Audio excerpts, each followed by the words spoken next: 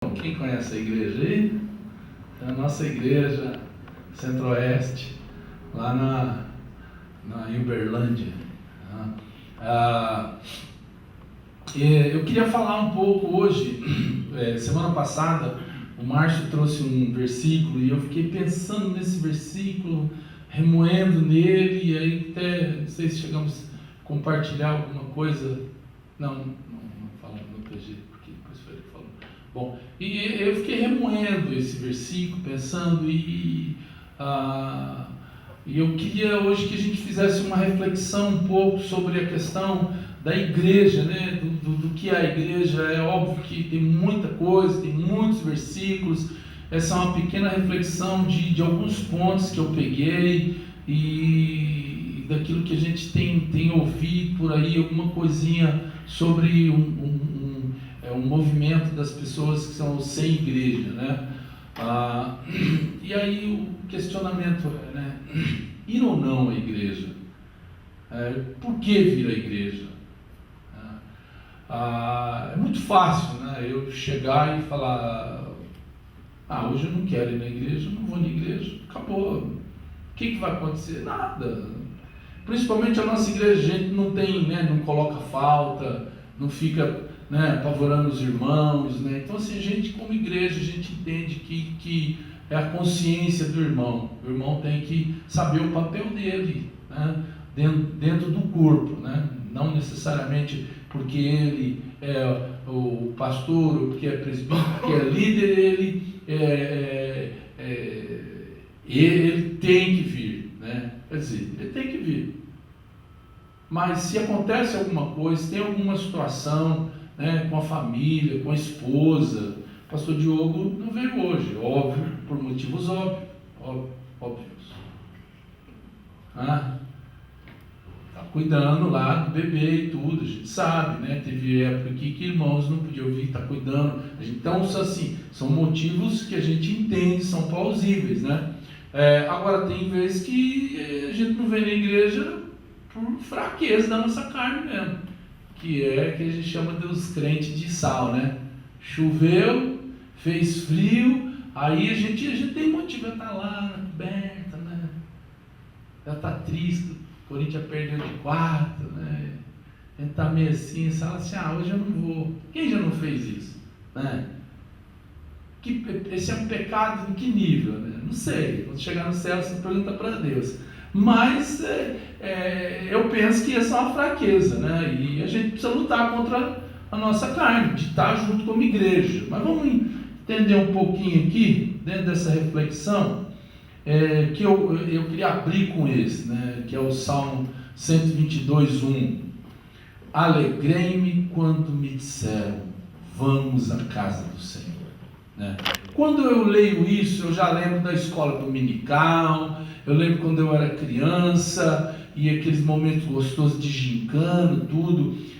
Eu confesso a vocês, irmãos, que para a gente, eu penso que pastor Ismael, pastor Estevão, que nós que também passamos, né, por escola dominical, nós um dia queremos ter na nossa igreja escola dominical também.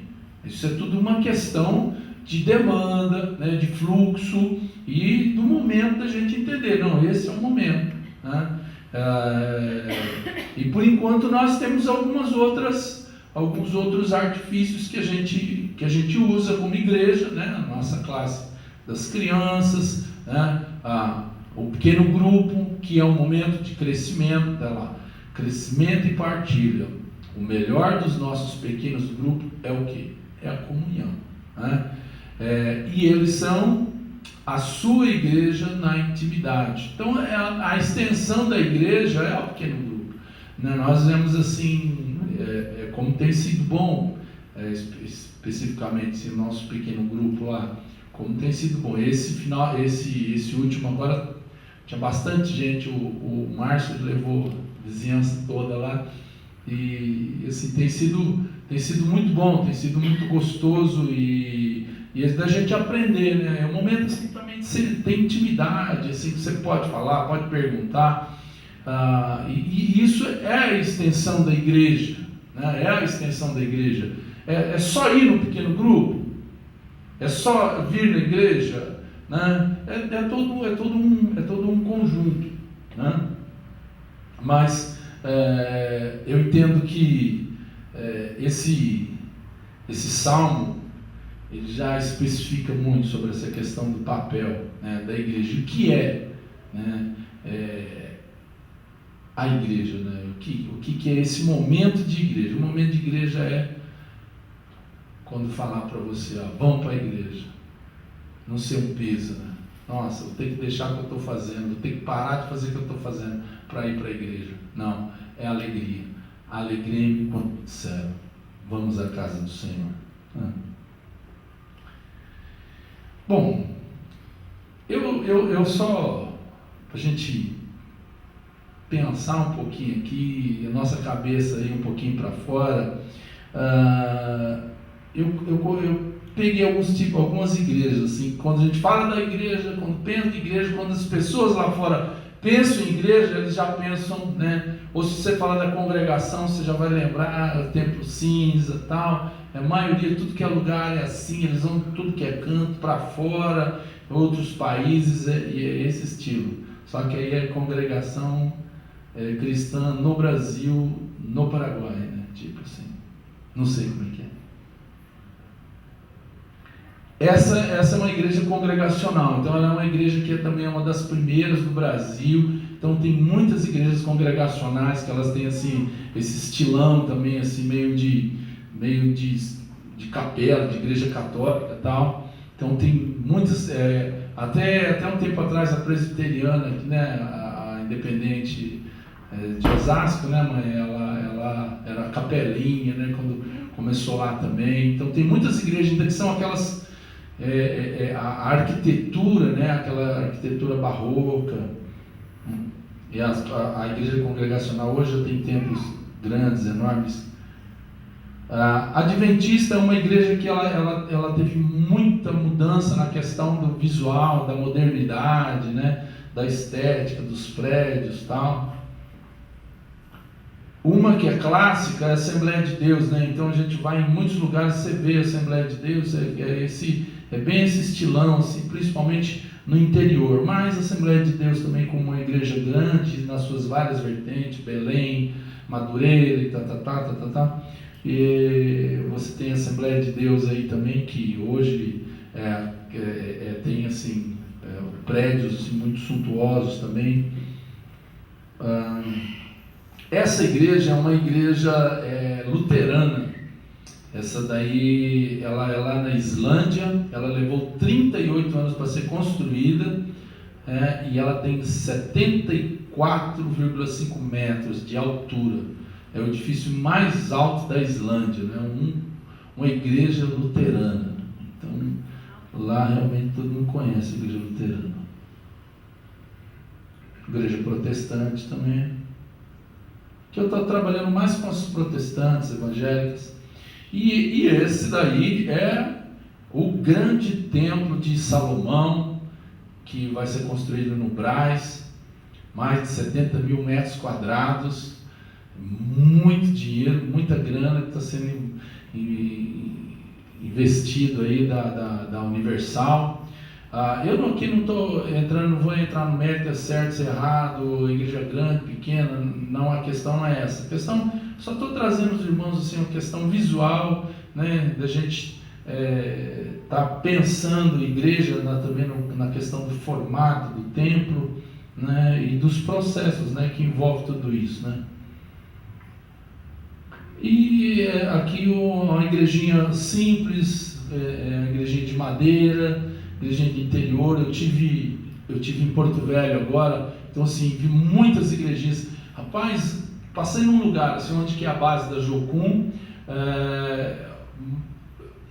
era uma avenida assim, que tem o Rio Madeira do lado de cá, e aí tem uma avenida assim, de terra, né? Uma rua grande de terra, e a gente foi passando lá, onde que teve o acampamento, e onde que o acampamento foi numa igreja lá, que é uma base também de uma igreja evangélica lá, uma igreja de madeira também. E a gente foi passando ali, mas assim, tinha muita igreja, trabalha com ribeirinhos ali, né? E a gente, essa rua passa o avião da Jocum, né? Que é aquele avião de água, assim, ele passa no meio dessa rua aí. Então, assim, muitas igrejinhas, assim, tudo igrejinha pequenininha, simples, tal, nesse estilão. Que lá dentro é mais ou menos isso daí. Eu lembro muito de uma igreja dessa daí. Eu lembro, eu acho que a Marlene foi comigo quando eu morei em Goiânia. Eu fui numa igreja bem pequenininha e ela era de madeira, só que o chão era chão assim de terra, né? Nossa, cara, uma doideira a igreja assim, sabe? Muito, e uma benção mesmo assim, bem pentecostal. Eu lembro até hoje assim, foi muito gostoso, muito caloroso, quando eu fui pregar nessa igrejinha. Aqui eu peguei já que é na África, né? E aí que o negócio já é mais precário, então a igreja é qualquer canto que tem. Eu lembro do pastor Eliseu Góes, um pastor amigo da gente, um dia que ele chegou e falou que chamaram ele para pregar. Ele estava na África, ele ficou um período lá. E acho que estava em algum lugar de Moçambique, e aí chamaram ele para pregar, ele foi pregar lá, né? Aí chegou lá e pararam num lugar lá, tinha uma árvore lá, né? E ele falou, mas quando é que nós vamos para a igreja? Ele falou, não, a igreja é aqui, a igreja é debaixo da árvore, né? E ele falou que era ali o culto e tal, e o povo ia chegando, ia sentando, e aqui já é mais estruturado, eles já estão mais, uma igreja mais rica e tal. Mulherada usa roupa e tudo. Ele disse que chegou lá, a mulherada tudo sem a parte de cima, né? Ele novo, a mulherada lá dançando lá, e meu Deus do céu. Bom, então eu fico pensando assim, né? Em todas essas igrejas aí, muitas outras aí você pode lembrar, foi algumas que eu fui colocando, que hoje a Universal ela chegou num nível hoje que ela pode construir um templo, uma réplica do templo de Salomão, né? Então assim, o nível que eles chegaram de organização, né? Outras igrejas eles podem fazer projetos arquitetônicos maravilhosos, e tudo assim, com dinheiro que é dinheiro do próprio povo, dos próprios dizimistas, dos próprios irmãos, e que vão receber isso em conforto, em estrutura, com escolas, enfim, com uma série de coisas. Isso eu estou tratando, queridos, da parte positiva disso. Eu não quero entrar no mérito de qualquer outra coisa, olhando sempre para o lado positivo da igreja, da instituição igreja, que ela presta o serviço à própria igreja, à própria comunidade e no seu entorno, né? Eu posso falar aqui, Ismael foi de lá, China, sabe como é que é a igreja, a IEV, e o que a IEV é para o entorno. O trabalho que a Associação Ebenezer ela promove, né, para a região. Eu mesmo trabalhei ali na Associação Ebenezer e a gente prestava trabalho para a comunidade, e no meu caso, cuidando de famílias dependentes de droga, né, cuidando dos dependentes químicos, levando para casa de recuperação, muitas vezes, assim, a maioria das vezes a igreja pagando tudo, gasolina, tudo, levando cesta básica, roupa, enxoval, tudo, bancava, e muitas vezes pagando a mensalidade do dependente. Então isso é o papel da igreja, transformando o seu entorno, modificando, né, a situação das pessoas que estão ali. E isso, a igreja, o papel da igreja de ser sal, de ser luz, né? A Vilhar ainda, eu estou falando da Vilhar, poderia falar de outra, mas assim, que a gente passou, que a gente conhece, Hoje a Filiar ela tem dentro do Instituto Ebenezer, né, a escola em que também dá bolsas, né, para as pessoas da comunidade, né? Então assim, a gente vê que a igreja atuando nas várias áreas, na questão social, na questão da educação, na questão da saúde. Então assim, esse é o papel da igreja. Então, primeiro, a igreja ela tem que ser um suporte para aqueles que estão dentro da sua própria casa. Então nós temos que primeiro ver o quê? Os da fé. Porque não adianta só, vamos fazer um projeto, vamos cuidar de não sei o quê, mas só que de repente dentro da nossa igreja, dentro daquela igreja tem uma pessoa que está passando uma necessidade, que está passando por algum problema em que nós poderíamos estar ajudando. Quer dizer, acaba ficando incoerente você ajudar quem está... vamos dar uma cesta básica para uma pessoa lá, não sei de onde, lá, e aqui dentro, de repente, tem uma pessoa que precisa de uma cesta básica, né? Então isso cai na incoerência. Então a igreja sempre tem que entender o papel de relevância dentro da sua própria comunidade. Bom, até aí tudo beleza. Aonde que pega a igreja? Eu entendo que a igreja pega justamente naquilo que é o papel dela, nos relacionamentos.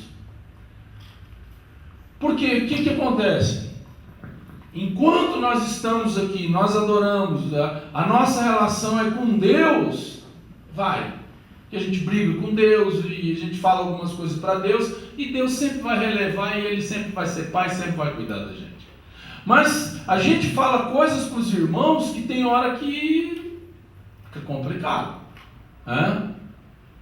Como a Eliane falou algumas coisas aqui, né, da gente liberar perdão, da gente, né, e tem vezes que não acontece. A gente deixa o sol colocar sobre a nossa ira e vai indo, o que acontece? Você fala, quer saber, eu não quero, eu estou com tanto problema, eu não estou afim. A gente faz assim. E o que isso acontece? Você vai deixando de lado, você vai deixando, chega uma hora, começa a ficar tão insuportável, que aí é com um irmão que você não resolveu, aí com outro irmão, chega uma hora que você fala assim, essa igreja aí, tal. E o problema não está na igreja, o problema está em mim, o problema está em você, o problema está em nós. Que a gente não resolve os problemas. Então eu começo a ter vários problemas, porque eu não resolvo nenhum deles. E chega uma hora que começa a ficar insustentável. Então fica muito mais fácil, então, eu saio. Porque eu tive problema com esse aí, não deu certo, eu tive com aquele outro lá, e geralmente é isso que as pessoas têm feito. Elas simplesmente, elas não encaram os problemas. Nós fazemos assim.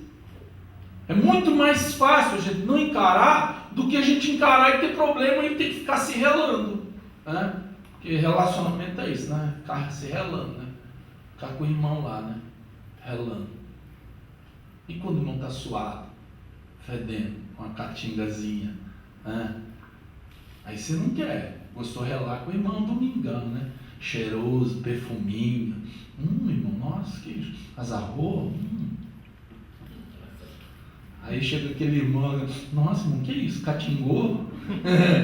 Esse você não quer encostar, né? Porque aqueles irmãos que encosta, passa. Já viu? Tem bêbado que ele encosta, você fica em você. Tem morador de rua que o cara põe a mão em você, o cheiro fica em você. Esse a gente não quer. Eu penso que o maior problema hoje da igreja é isso. É a gente não acertar os nossos relacionamentos. Porque ninguém fala assim, eu saí da igreja lá, por quê? Não mudou o ar-condicionado. Não dá. Muito gelado. Nossa, muito gelado. Chegava lá e ficava arrepiado. Meu Deus do céu. Alguém chegava e falava assim, eu sei por quê? Da guitarra. Nossa, aquela guitarra lá não gostava. Por que você saiu da igreja? Não sei, aquela arquitetura da igreja é muito sinistra, não pode, me dava um negócio. Não é a estrutura, são as pessoas. Por que você? Por causa do guitarrista. Por causa daquele animal que estava mexendo no ar-condicionado. São as pessoas que nos incomodam. Não é a estrutura. Porque a estrutura, vocês viram que a gente se adapta. Não tem problema, irmãos. Aliás, nós já estamos ficando enjoados de tanta polpa nesse hotel, cara. A gente quer uma mecânica de novo.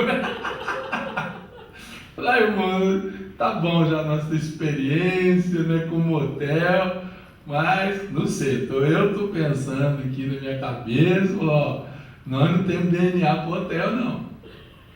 Porque hoje tem várias igrejas, eu não coloquei aqui, mas tem várias igrejas que tudo que é hotel, né? O pessoal se reúne em hotel, aquela coisa, tudo.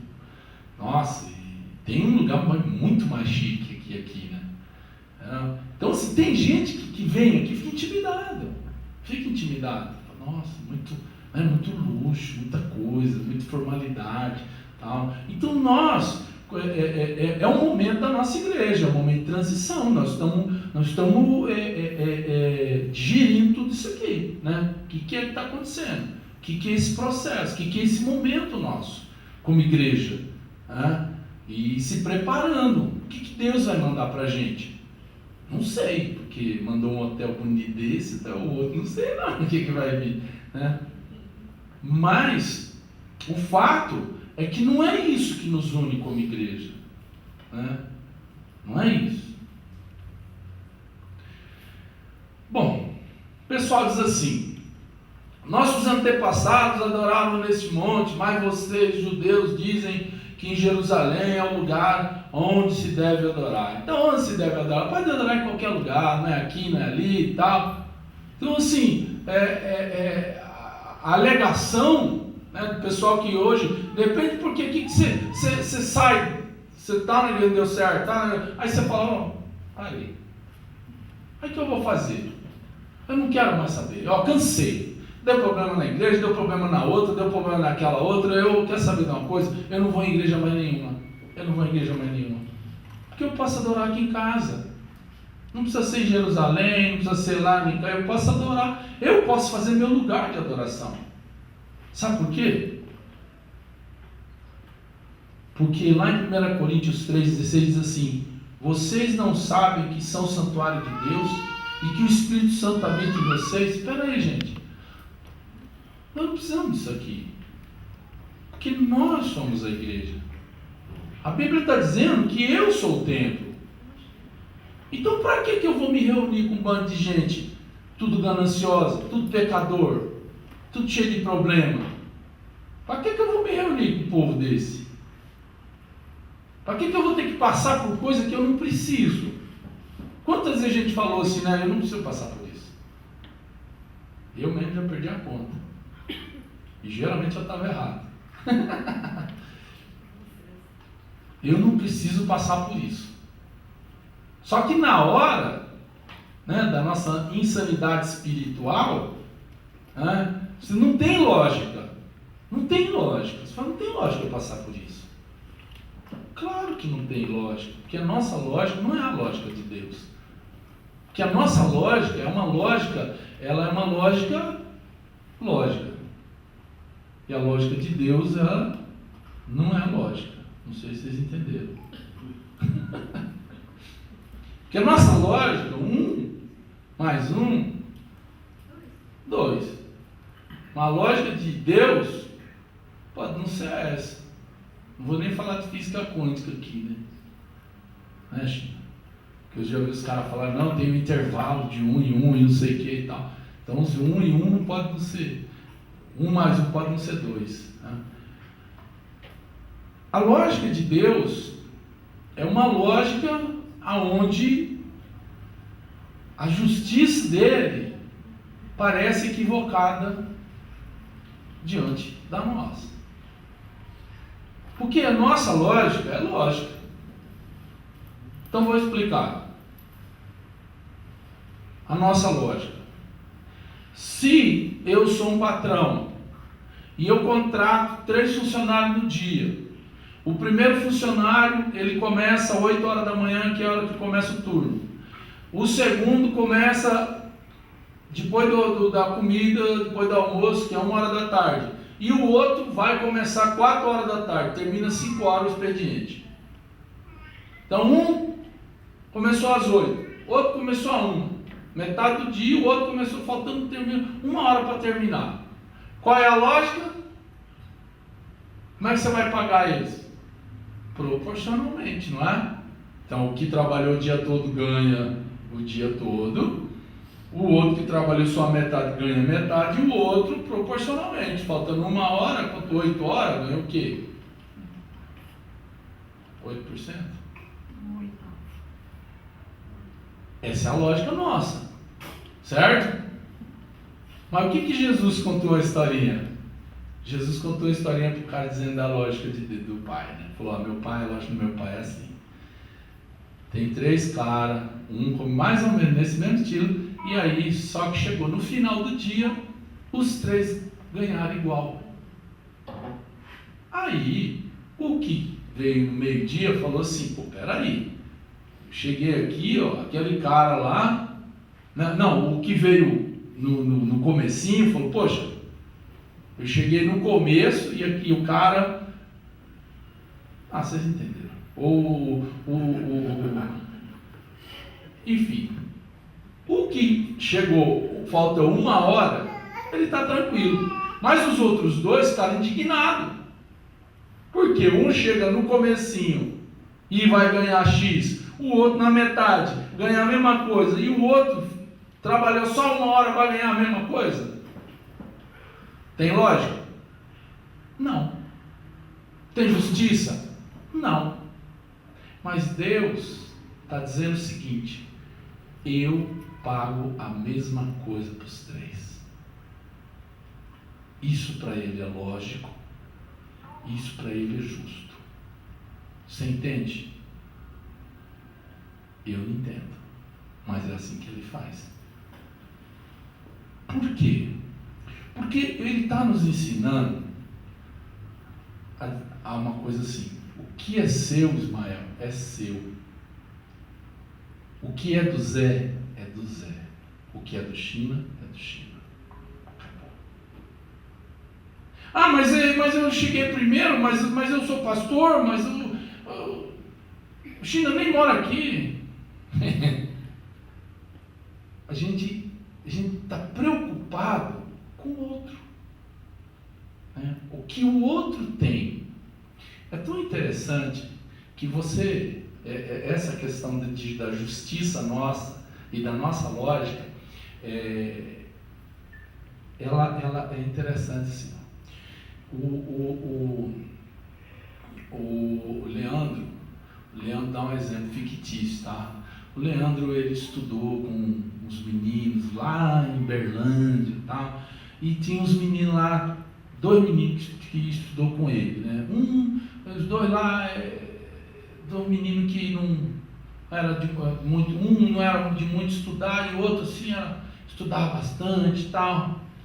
Aí, depois de anos, há um tempo atrás, o Leandro encontra eles. Aquele que era um menino lá que estudava bastante, tudo lá, o menino estava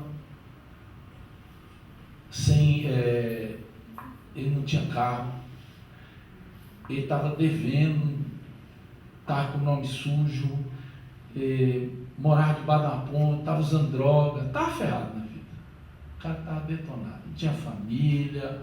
O Leandro olha ele e fala, poxa vida, hein? Coitado, hein? Aí o Leandro olha para ele e fala, nossa, graças a Deus, estou bem, hein? Poxa vida, olha, estou com uma scooter, estou aí com um carrinho bom, não vendi, vou comprar outro melhor. Sou até pai, rapaz, estou bem, rapaz. Graças a Deus, sai todo contente. Aí vai indo, o Leandro encontra um outro amigo dele, o que era meio vagabundão. Rapaz, e aí, como é que você tá? Nossa, tá queimado, tá bronzeado. Onde você foi? Rapaz, vim de Cancún agora, tal. Nossa, tal. Nossa, tomou um soné, vim, tal. Vim, não aguentava mais ficar em Paris, tal. Vim pra cá. É mesmo, rapaz, pô.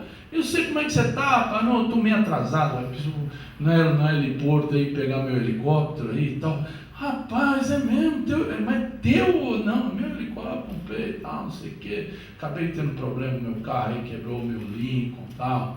Só eu, Chiquinho Scarpa, tem aqui em São Paulo e tal. Aí o Leandro começa a ficar assim, fala, meu Deus, olha, cara, tô ferrado, eu não tenho nada, uma scooterzinha. Já reparou que a gente faz assim? A gente olha para a pessoa, para os nossos amigos, para os nossos conhecidos, e a gente começa a se comparar. Então, se ele não tem nada, se ele está ruim, aí você olha para você e fala, não, estou bem. Mas se você vê alguém que está super bem, ou de repente você, eu era muito mais inteligente que aquele cara. Nossa, e o cara colava de mim. E como é que ele está bem? A nossa mente, ela nos engana tanto. A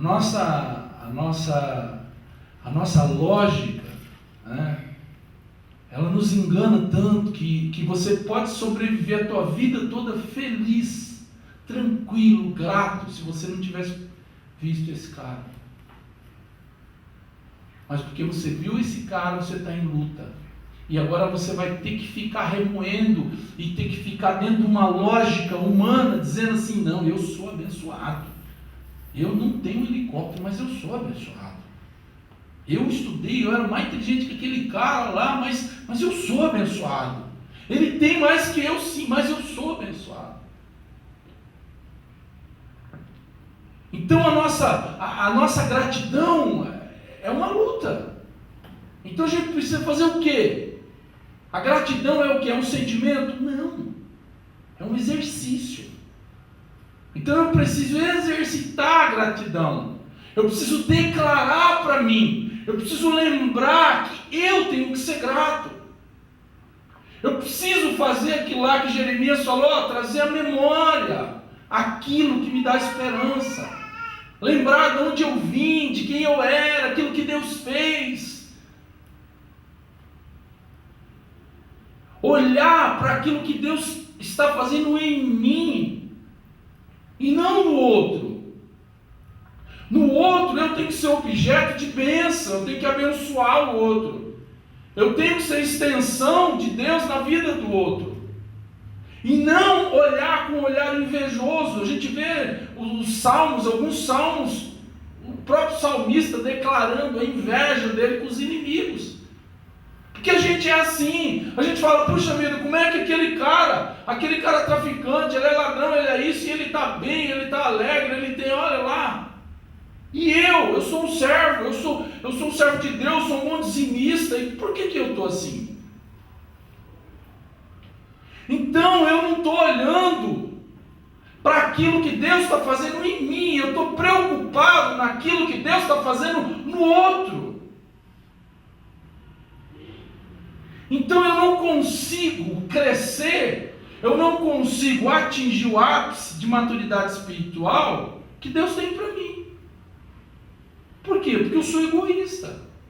Porque eu estou preocupado com que aquilo que a minha mente está falando, com que aquilo que a lógica está falando.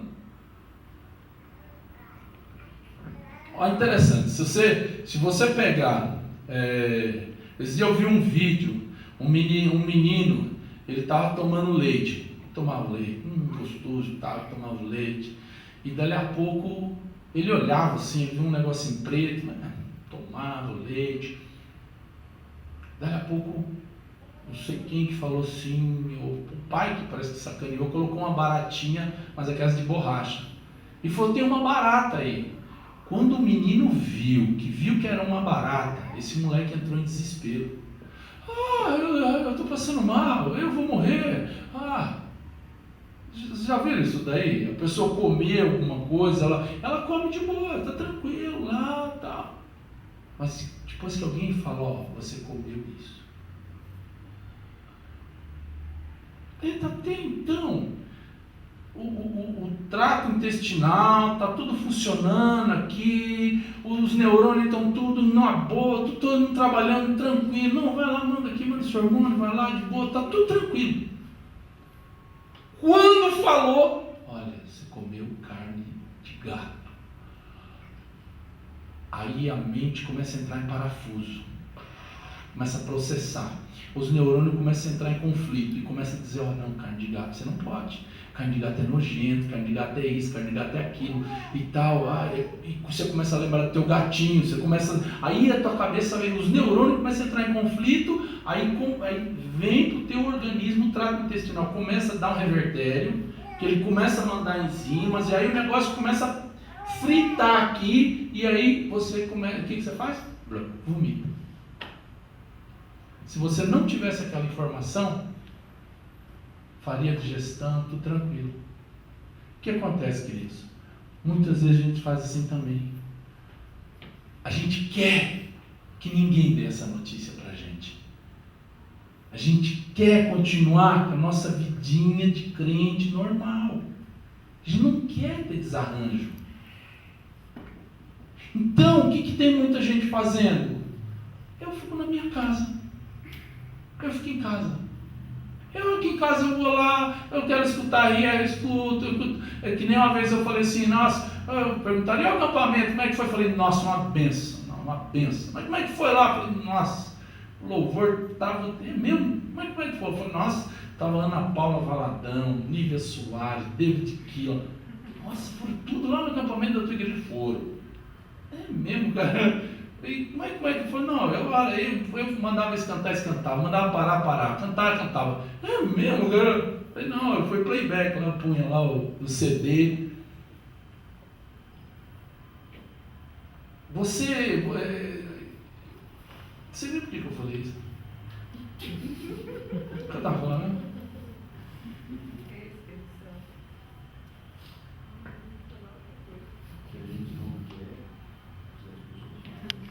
Hã? É bom que não está sendo gravado, né? Não.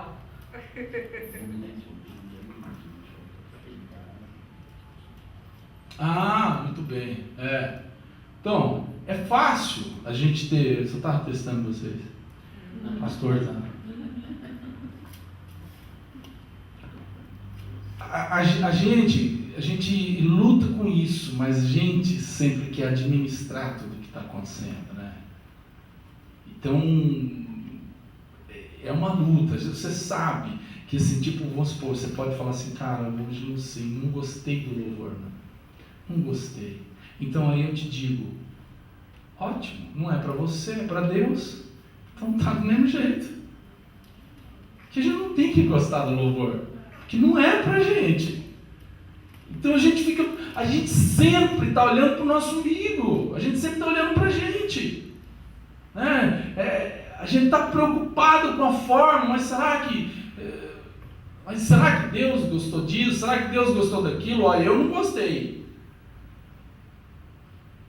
Então chega uma hora que, olha, é muito difícil administrar tudo isso. Então eu fico em casa. Aí eu ponho, lembrei agora porque eu falei, eu ponho aqui, ponho lá. Então quero escutar. Aí vai falar, fala aí. Agora o Valdomiro. Agora quem mais? Esteve Hernandes fala também.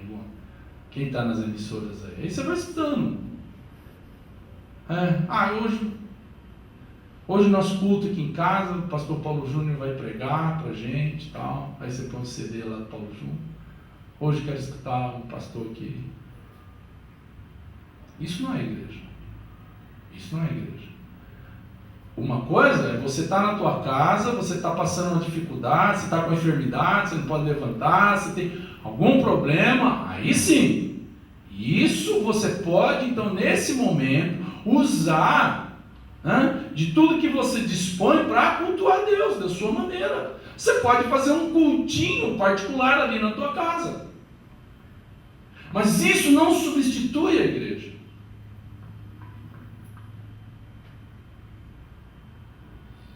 Bom, algumas bases aí para a igreja.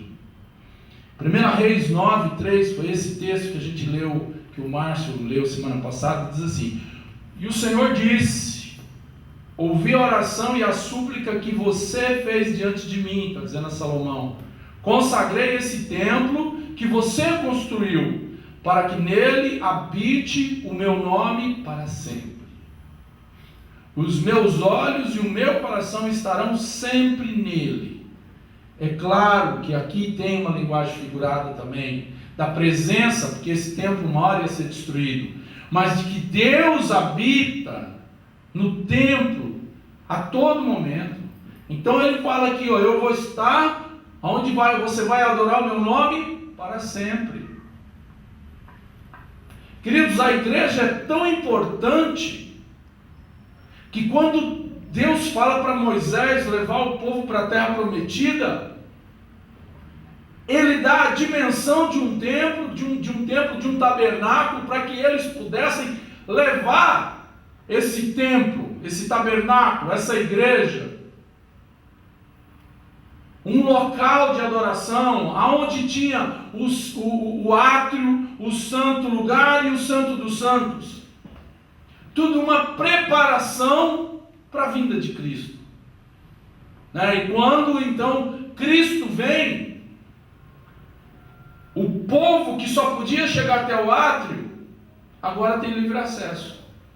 Porque agora, onde só os sacerdotes entravam no santo lugar, e só o sumo sacerdote entrava no santo dos santos para entregar a oferta, a expiação, agora todos podem entrar, por quê? Porque o véu foi rasgado. E agora não precisa mais trazer a expiação, não precisa mais trazer a oferta, não precisa mais derramar sangue. Por quê? Porque Jesus é o Cordeiro que derramou seu sangue. Então agora nós não precisamos mais fazer sacrifícios de ofertas. O nosso sacrifício, a palavra diz lá em Hebreus, que é sacrifício de louvor. Então quando nós vemos na casa de Deus, nós vemos agora, nós entramos na casa de Deus como sacerdote. E Pedro fala que nós somos sacerdócio real, nação santa. Então quando nós vemos na casa de Deus, todos nós somos sacerdotes. Nós vemos então agora como representantes nossos e da nossa casa. Nós vamos trazer então o nosso coração, a nossa adoração, o nosso sacrifício vivo. Então nós temos um período de expiação agora, qual é? Da nossa adoração. Então por isso que nós temos que vir como igreja, porque Deus quer que a gente se reúna como igreja, quando o corpo está reunido, quando o corpo adora Ele, quando o corpo presta a expiação, a adoração, juntos. Que não dá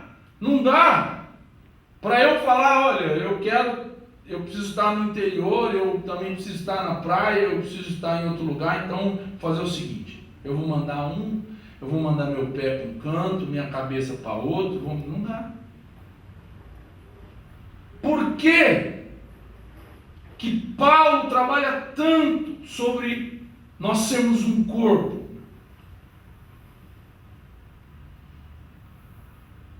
Porque o corpo, ele tem membros que funcionam juntos. E que um contempla o outro. É interessante que agora que eu entrei na academia, quando você faz exercício para um músculo e você está trabalhando mais outros tantos. Então você faz exercício num canto e está doendo o outro lado. Porque um beneficia o outro. Um ajuda o outro. E sem os neurônios não adiantaria nada ter músculo. E sem a estrutura óssea para segurar tudo não adiantaria nada. E sem os nervos para dar essa junta, essa liga entre ossos e carne e músculo não adiantaria nada. E sem as veias para correr o sangue, para bombear, para levar vida, não adiantaria nada. E tudo isso nessa sintonia está comprometido porque o pastor Ismael está com uma unha encravada, tem que ir no podólogo sempre, né, pastor? E aí quando aquela unha encrava, uma unha de nada, gente. Tem hora que você fala assim, nossa, esse dedinho é tão... Acho que se eu arrancar esse dedinho, pronto, acabou o meu problema. Eu nunca vou fazer, mas diz que a pessoa perde o prumo, né? Todo membro é importante para a gente. Todo membro é importante. O menorzinho. Eu tô com a unha, eu fui inventar de cortar minha própria unha. A Marli, que sempre é minha podóloga, mas esse dia eu fui resolver cortar e cortei demais. O que aconteceu com a carne viva. Gente, uma coisinha tão besta, tão boba. Aí eu ficava andando assim, ó. Mexe. Uma cavucadinha que você dá no irmão, mexe o corpo. Né? O irmãozinho que está com um negocinho, um probleminha, mexe. Ou teria que mexer.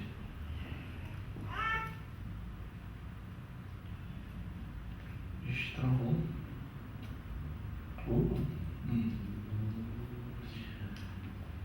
Em Atos 2, no 42 e 47, traz uma clara ilustração, né, daquilo que é a igreja, o que deveria ser a igreja de Cristo. E perseveravam na doutrina dos apóstolos e na comunhão e no partir do pão e nas orações. E em toda a alma havia temor. E muitas maravilhas e sinais se faziam pelos apóstolos. E todos os que criam estavam juntos e tinham tudo em comum. E vendiam suas propriedades e bens e repartiam com todos, segundo cada um havia-se de mister. E perseverando unânimes todos os dias no templo, e partindo o pão em casa, comiam juntos com alegria e singeleza de coração, louvando a Deus e caindo na graça de todo o povo. E todos os dias acrescentava o Senhor à igreja aqueles que se haviam de salvar. Olha que interessante, né? E perseverando unânimes, todos os dias, na onde? No templo. Interessante tudo isso que acontecia, que eu acho que é o reflexo de todo esse relacionamento, esse compartilhar. Lá no final diz assim: louvando a Deus e caindo na graça de todo o povo. Acho que isso que é cair na graça do povo. Né? O que é cair na graça do povo? É as pessoas que estão do lado reconhecer a gente como igreja. São os nossos vizinhos nos reconhecer como corpo, como representantes de Cristo. Cair na graça do povo é, de fato, demonstrar a identidade da gente como igreja, como comunidade. Esse é o nosso papel. E isso que a gente tem que fazer. As pessoas de fora olharem para a gente e falar: não, olha, eles cuidam uns dos outros. Esses caras cuidam uns dos outros. Eles cuidam deles e cuidam dos de fora também. É isso que a gente tem que almejar. E para terminar, a religião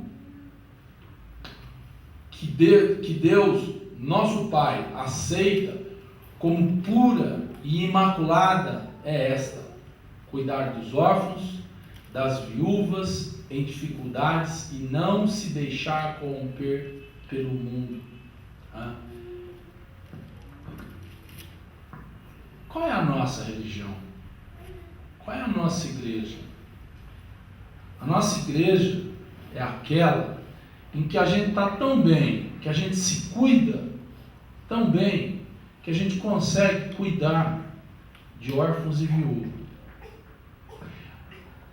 A gente está tão bem e a gente está tão fechado que a gente não se contamina com o que está lá fora. A gente não se corrompe.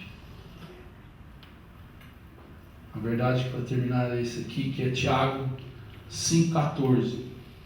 Diz assim: se há entre vós, entre vocês há alguém que está doente, que ele mande chamar os presbíteros da igreja, para que estes orem sobre ele e o unjam com óleo em nome do Senhor. E a oração feita com fé curará o doente. O Senhor o levantará, e se houver cometido pecados, ele será perdoado. Portanto, confessem os seus pecados uns aos outros e orem uns pelos outros para serem curados. A oração do justo é poderosa e eficaz. Queridos, eu não posso orar por alguém colocando as mãos dela se ela não estiver perto de mim. Eu não posso confessar o meu pecado para uma pessoa se ela não estiver junto comigo. Quer dizer, até posso.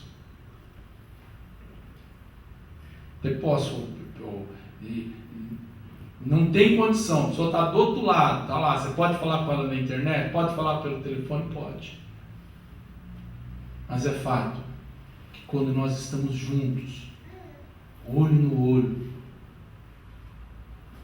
é diferente. A igreja, ela tem que estar junta. A igreja, ela tem que sentir o calor, a presença.